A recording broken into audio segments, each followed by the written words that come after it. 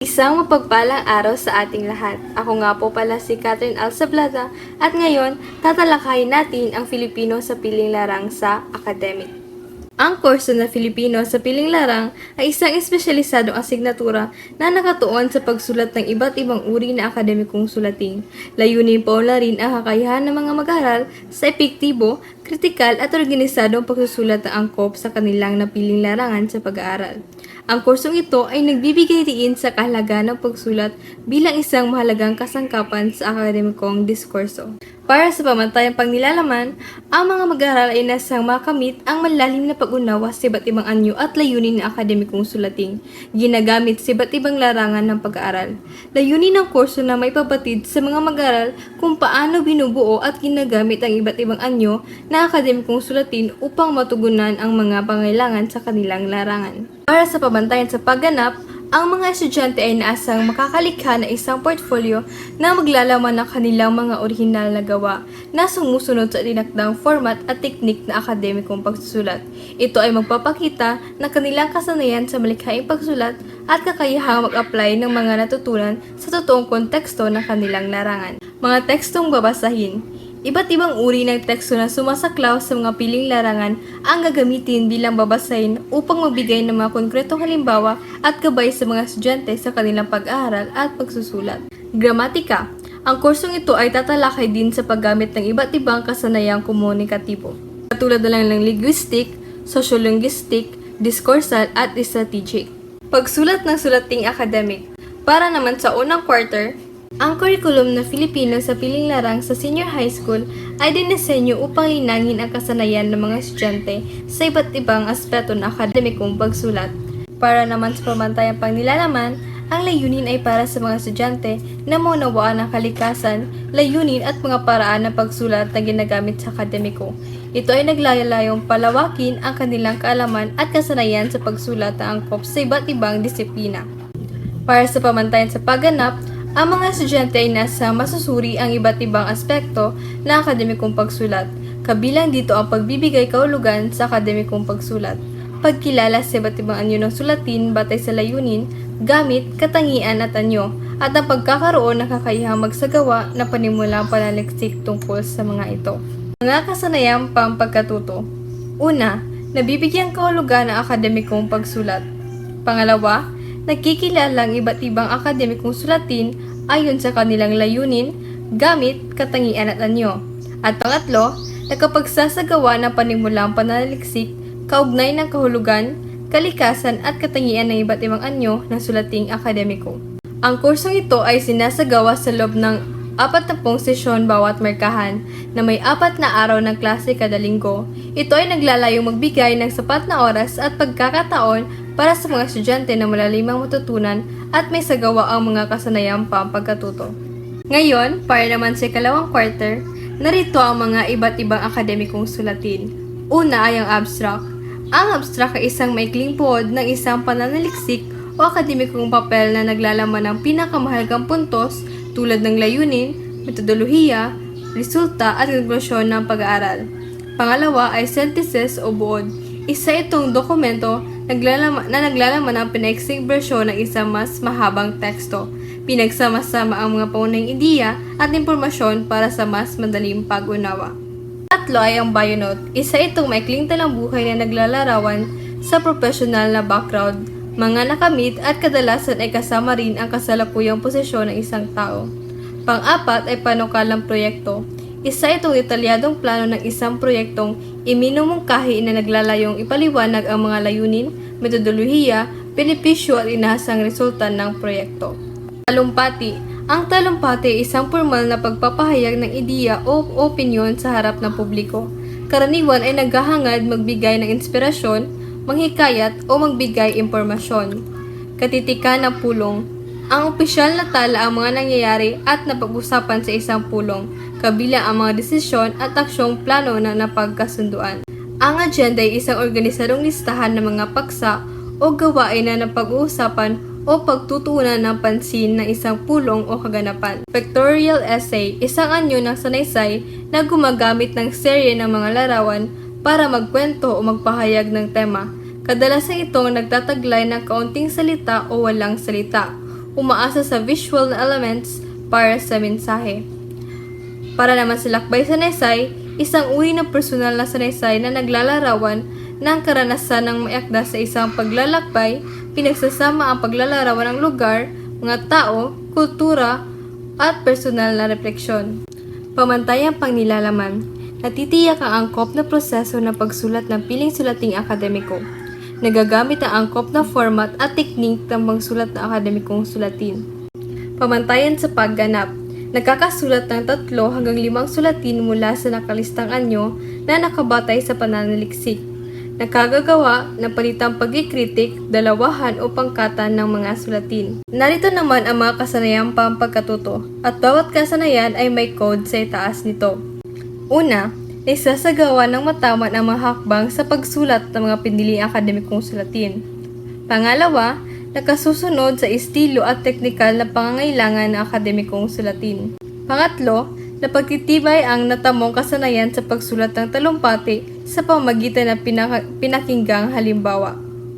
Pang-apat, natutukoy ang mahalagang impormasyong pinakinggan upang makabuo ng katitikan ng pulong at synthesis. Pang-lima, nakikilala ang mga katangian ng mahusay na sulating akademiko sa pamamagitan ng mga binasang halimbawa. Pang-anim, nabibigyang kahulugan ang mga terminong akademiko na may kaugnayan sa piniling sulatin. Pang-pito, natitiyak ang mga elemento na paglalahad ng pinanood na episodyo ng isang programang pampaglalakbay.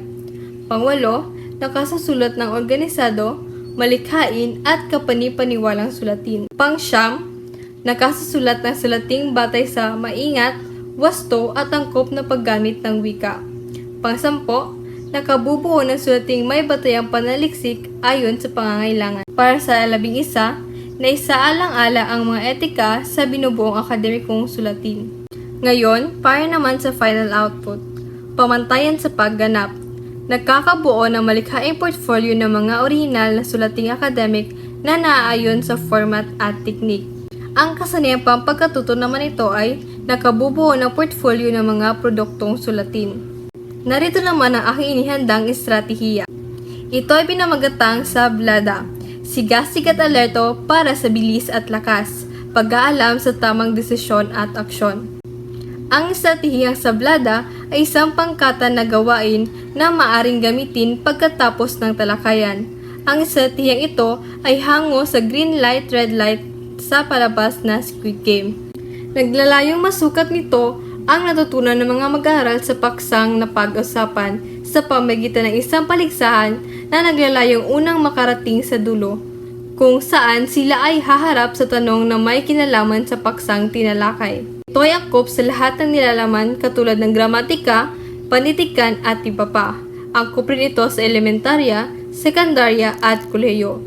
Mga kasanayang lilinangin. Nalilinang nito ang focus, pakikinig, kooperasyon, kognitibong pag-iisip, pagiging alerto at aktibo, at pisikal na mental na katatagan ng mag-aaral. Ito naman ang mga hakbang sa pagsasakatuparan. Ang klase ay papangkatin sa 4 na pangkat. Ang bawat pangkat ay pipili ng 5 representante upang maglaro ng green light, red light. Ang mga unang representante mula sa bawat pangkat ay maglalakad, hindi tatakbo, patungo sa linya ng pagtatapos.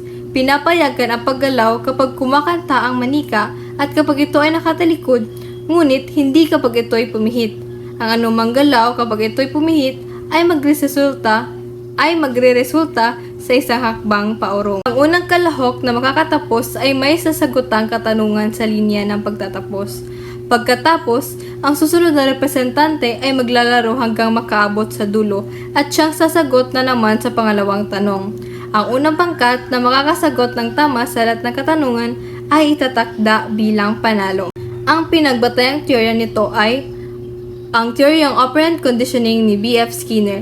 Ito ay nagpapaliwanag kung paano tinuruan ang mga kalahok na magpatupad ng tamang pagkilos sa pamagitan ng positibong at negatibong reinforcement. Sa paglalaro ng larong ito, ang mga kalahok ay natututo kung kailan sila dapat kumilos at kailan dapat huminto. At ang kanilang mga kilos ay sinusundan ng mga positibo o negatibong resulta tulad ng pag-akyat o pagbaba ng antas o puntos. Ang teoryang konstruktivismo ni John Piaget. Sa pagtatanong ng mga katanungan na kaugnay sa mga paksa na tinalakay, ang mga representante ay binibigyan ng pagkakataon na ipimalas ang kanilang mga natutunan, pag-unawa at pagpapakahulugan sa pamamagitan ng pagbuo ng mga sagot at pagpapahayag ng kanilang sariling opinyon. Panghuli ay ang teoryang social learning ni Albert Bandura. Ito ay nagpapaliwanag kung paano natututo ang mga tao sa pamamagitan ng pagmamasid sa iba at sa kanilang mga resulta. Sa larong ito, ang mga kalahok ay maaring matuto sa iba't ibang paraan ng pagkilos at pagtugon sa mga sitwasyon batay sa kanilang pagmamasid sa ibang kalahok at sa mga resulta ng kanilang mga aksyon. Pangalawa naman ay ang estratehiyang pusong hati, salitang tapat. Ang estratehiyang pusong hati, salitang tapat ay isang gawain na maaring gamitin bago ang talakayan. Ito ay naglalayong sukatin ang bokabularyo at kakayahang maghanap ng mga mag-aaral sa pamamagitan ng mga pusong papel na nakahati sa dalawa. Ang mga mag-aaral ay bibigyan ng pagkakataon na magkipag-ugnayan sa kanilang mga kaklase at magpaliwanag sa buong klase. Ito ay angkop sa lahat ng nilalaman. Angkop ito sa elementarya sa baitang 4 hanggang 6, sekundarya at kolehiyo. Kasanayang lilinangin. Ang mga kasanayang lilinangin nito ay ang bokabularyo, komunikasyon, kognitibong pag-iisip, kasanayan sa pagsasalita, kasanayan sa pagpapaliwanag ng mga mag-aaral. Hakbang sa pagsasakatuparan. Ang mga mag-aaral ay bibigyan ng ginupit na pusong papel. Bawat pusong papel ay may nakapaloob na salita na maaring mabasa pag ito ay nakadikit sa kanyang pares. Bawat kupit na pusong papel na hawak na mag-aaral ay may nakatadhanang pares na kailangang hanapin mula sa kanilang kaklase. Kapag natagpuan nila ang kanilang pares na kasukat ng kanilang nakagupit na puso, makikita nila ang kanilang nabuo na salita. Sa nabuong salita, kinakailangan nilang ipaliwanag sa harap ng klase ang kahulugan nito at gamitin ito sa pangungusap. Pinagbatayang mga teorya. Una ay ang teoryang social learning ni Albert Bandura. Sa pamamagitan ng pagsama-sama at pagtutulungan sa paghanap ng mga pares, naglalayo nito magturo sa mga mag-aaral ng mga kasanayan na pakikipag-ugnayan at pakikipagtulungan.